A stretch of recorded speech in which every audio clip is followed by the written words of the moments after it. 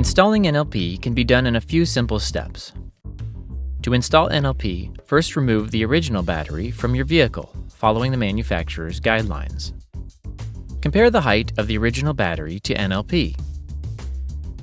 If the original battery dimensions are larger than the product, use the included spacers and foam to adjust the size to match the original battery as closely as possible.